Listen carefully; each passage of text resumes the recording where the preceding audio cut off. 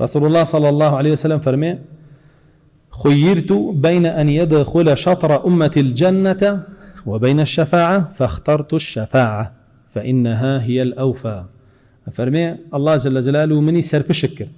لنيوان أوي نيوي أمتكم تشيت بهشت ياخد شفاعتم به. فرمي من شفاعتك مال بجات چونك لنيوي زياتر أبا ما بهشت بهوي شفاعتك قال نيوي بروات هواي تنار واويتري بلان بهوي شفاعتك ولا نيوي زياتر أبا أم شفاعتش بو كيه خويا فرمي شفاعتي لأهل الكبائر من أمتي. شفاعتكم بو أهل جناها جوركان لأمتكما أهل جناها جوركان دو جورن يكي كان شوتنا وجهنم شفاعتي بوكا دربيته ورزقاري بيه يكي كان شايستي جهنم هشتا نشوتنا شفاعتي بوكا نشتنا ورزقاري بيه. أما بيغمراني جيكم أوينا وآجرك إيمان داراني جيكم رسول الله صلى الله عليه وسلم فرمي لا روجي قيامته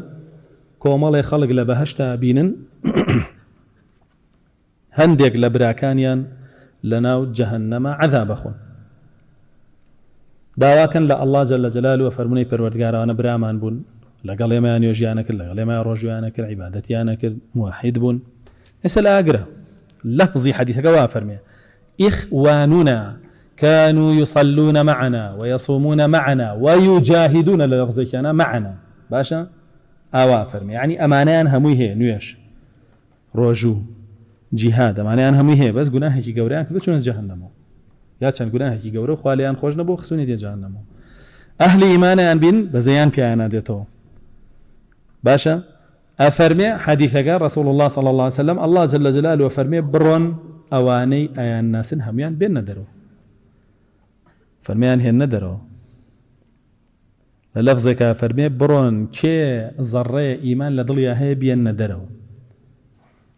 يساو ذرة إيمانه شي بو نيجبو رجوبو جهاد يجبو نقوكو مرجئة فرموديك أبو بلغيك أي كابو بلغيه ويكتا حاريك توز لا إله إلا الله خيال طابش تباشتو ها بشي أم بشي أخيري أولي فرمودك لابن بشكي أخيري هينن بوچا شكلني خلقي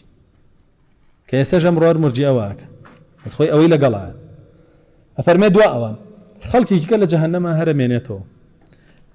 علماء فرمونا ما نبوشي أو جماعة دريان ناكن فرمي لبروي أمانا ظلم يان كردو ولا مسلمانان ظالم يجليواء تايبتي خويه علاي تايبتي خويه لقيامة هي ظلمك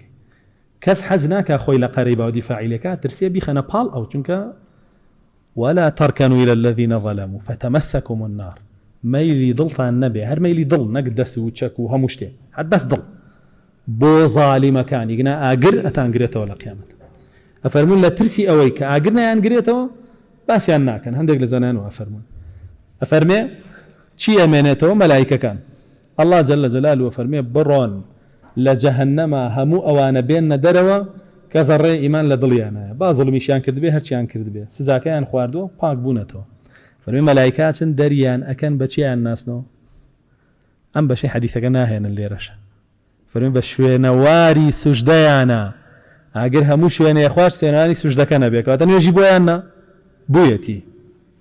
نقوكو مرجئك عليه هيج تيجيش نبير بلي لا إله إلا الله زركت هيو تولى بهشتين جابوها أما شفاعة بأهلي كبائريش شفاعتي شهيد كان هي كبو حفتاكس لا أهل كبائر لا كسكاري خوانة وان بيكن شفاعتي بيارشاكاني وشفاعتي رب العالمين يجهيك لفرمدكا فرمي يقول الله شفع النبيون وشفعت الملائكة وشفع المؤمنون فما بقي إلا شفاعة رب العالمين فرمي بيغمران شفاعتي أنكر ملائكة كان كرديان بياتشا كان كرديان يسبس شفاعتي رب العالمين معه فرمي قبضيك أجري لجهنم دريئك مشتيق لجهنم درك الله جل جلاله بمشتي خوي لليواري رباركاني بهشتا دايان أنيو دا أبوشرينو باراني كان بسرا باريني هرهم ينزين وبنو صوزبنو أفرمي هر يكي درك وجوهرك جلمليانا لينسراوا عتقاء الرحمن رزقار كراوكاني دستي الله جل جلاله أما مسألة شفاعة